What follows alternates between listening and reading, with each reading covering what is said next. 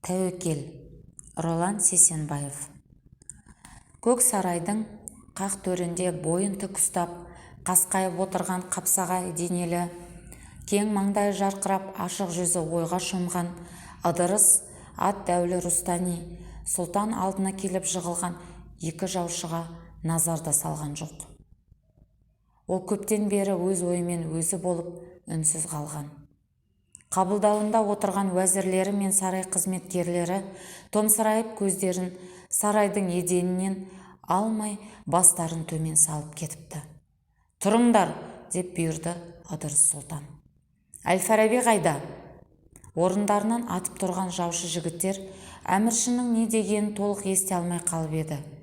5 күн, 5 түн ат ауыстырып шабудан талмаған қос жаушы әбден шаршап шалдыққан болатын. Олардың біз білмедік дегеннен басқа айтар жауаптары жоқ екенін аңғарған сұлтанның егде тартқан уәзірі ілгері жылжып: «Мен сөйлейін, тақсыр» деді. «Саған да кезек келер», деді сұлтан оған жақтырмай қарап. «Сөйле, жаушы!» «Ұстаз үйінде мәртебелі әміршім». «Неге менің алдымда емес?» «Оны білмедік», деді алпауыт жаушы жігіт. «Кім біледі?» Ешкім үндеген жоқ. «Әл-Фараби менің шақыруыма не жауап берді? Соны айтыңдар», сұлтан дауыс көтерді. Жаушылар тағы да үнсіз қалған. «Алтынмен аптап, күміспен күптеймін, тек менің сұлтандығымның байрағының астында болсын дегенімді дұрыстап жеткіздіңдер ме?» деді әмірші. «Жеткіздік, тақсыр ием». «Сонда ұстаз не деді?» Жаушы жігіт жауап қаталмай бөгеле берді. «Сөйле!» деп бұйырды сұлтан. Даусында енді зіл бар еді. «Мені парсы да, араб та, өзімнің түркітектес сұлтандарым да байрақтарының астына шақырған. Бармадым. Мен ешқашан ешкімнің қол астына тығылып жан сақтауды ойлаған емеспін. Сұлтанның ниетіне алғысымды жеткізіңдер. Тәңір разы болсын. Ұстаздың айтқан сөзі осы, тақсыр ием», деп бөгелді жаушы жігіт. «Сыйымды қабыл алды ма?» «Алтыныңызды кері қайтарды». Жаушы жігіт өгіз терісінен тігілген қомақты қоржынды иығынан алып жерге қойды. «Алтыннан неге бас тартты?» Сұлтанның дауысы енді ызғарлы шықты. Жаушылар үнсіз. «Сөйле, жаушы, сөйле!» Сөз ұстаған алпауыт жаушы жігіт тайсалмастан: «Бостандық ақшаға сатылмайды», деді ұстаз сұлтан ием. «Бостандықпен ол не істемек сонда?»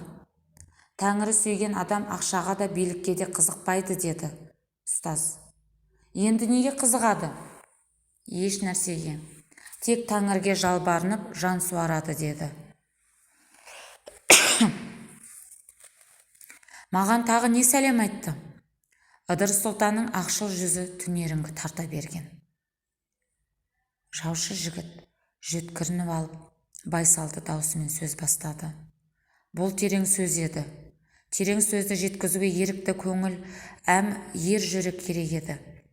«Сұлтанға мына сөзімді жеткізіңдер», деді ұлы ұстаз. «Әмірші ием», деп бөгелді жаушы жігіт.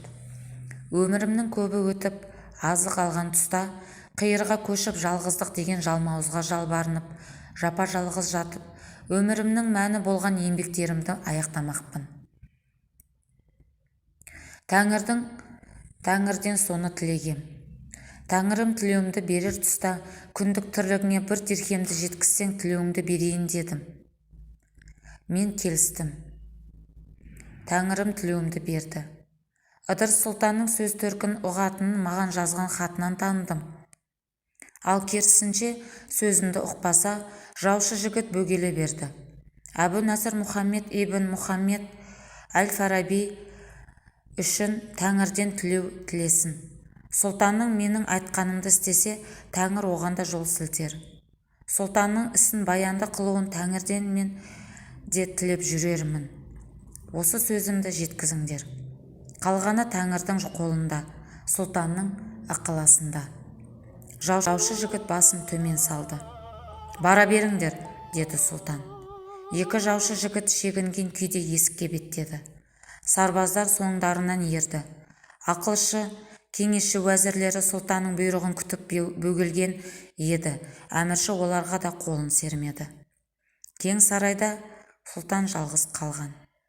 Әл-Фарабидің жауабы оны тығырыққа әкеп тіреп тастап еді. Әкесі Бекзат Сұлтан Әл-Фарабидің мемлекет басшысының нақыл сөздері деген кітабын басына жастап оқыған көзімен көрді. Әкесі Әл-Фарабиді ардақ тұтты. Бірақ ұзақ ғұмырында ұстазбен бірде-бір рет дастархандас бола алмапты. Сол өмірінің өкініші болып өтті.